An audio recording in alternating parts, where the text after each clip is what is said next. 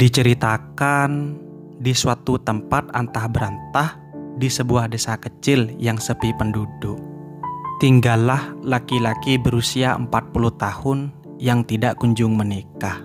Sebutlah namanya Bambang. Dia tinggal hanya berdua bersama ibunya yang sudah berusia 60 tahun. Bambang adalah laki-laki yang sangat suka minum minuman beralkohol. Dan Bambang adalah laki-laki yang sangat emosional. Bahkan Bambang sering memarahi ibunya sendiri karena ibunya jarang memberinya uang. Sedangkan ibunya hanya bekerja sebagai buruh padi biasa. Ayah Bambang sudah meninggal saat Bambang masih kecil. Ayah Bambang meninggal karena terjatuh dari pohon kelapa dan kepalanya terbentur batu hingga pecah.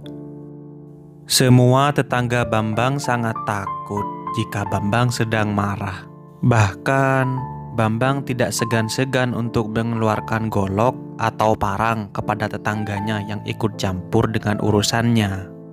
Di desanya, Bambang sangat terkenal sebagai orang yang sangat temperamental. Pada suatu hari, Bambang sedang minum minuman keras sambil berkaraoke menyanyikan lagu dangdut yang ia sukai dengan suara yang keras di ruang tamunya. Padahal malam itu sudah pukul 1 dini hari. Karena ibunya takut akan mengganggu tetangga yang sudah tidur, maka ibunya menegur Bambang untuk menghentikan karaoke-nya karena sudah larut. Tetapi bukannya Bambang berhenti, Bambang malah memarahi ibunya dan hampir memukulkan botol minuman keras tersebut ke arahnya. Ibunya pun menangis karena tidak tahan dengan kelakuan Bambang anaknya. Tetangganya pun tidak ada yang berani menegur Bambang karena mereka tahu dengan sifat Bambang yang sangat emosional. Beberapa hari kemudian Bambang sakit parah. Di sekujur tubuhnya muncul bengkak-bengkak merah disertai nanah. Tubuhnya panas dan matanya berwarna merah. Hari-hari pun berlalu dan kondisi Bambang menjadi semakin parah. Hingga pada suatu ketika Bambang meninggal.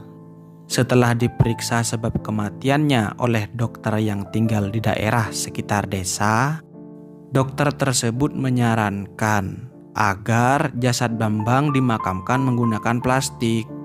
Karena dokter khawatir Bambang telah diserang wabah virus yang sangat mematikan. Ibunya pun menerimanya. Dan seluruh proses pemandian jenazah hingga pemelastikan jasadnya pun dilakukan oleh pihak rumah sakit.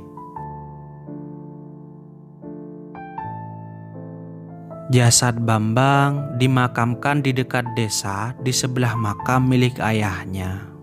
Beberapa orang yang memakamkan jenazahnya tampak menggunakan pakaian khusus agar tidak tertular virus mematikan itu.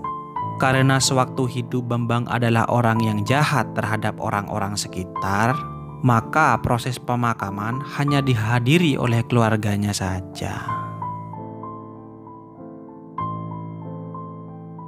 Pembacaan doa tahlil malam pertama hanya dihadiri oleh keluarga terdekatnya saja.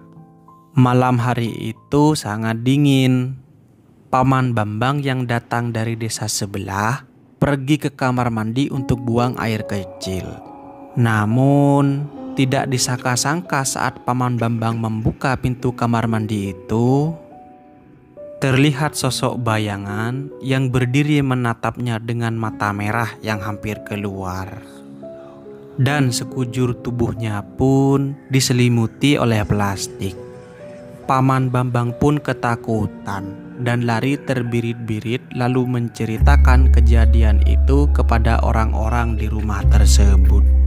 Ia menceritakan bahwa arwah Bambang telah gentayangan menjadi sosok pocong yang seluruh tubuhnya mengenakan plastik 3 lapis. Doa tahlil malam kedua, ketiga, dan keempat, Pocong Bambang semakin meresahkan seluruh desa. Pocong Bambang berbeda dengan pocong-pocong biasanya. Karena sekujur tubuhnya menggunakan plastik, maka saat Pocong Bambang menampakkan diri di sudut dekat lampu, bayangan dari plastik di tubuhnya pun berkilau mengkilap. Ketakutan di mana-mana.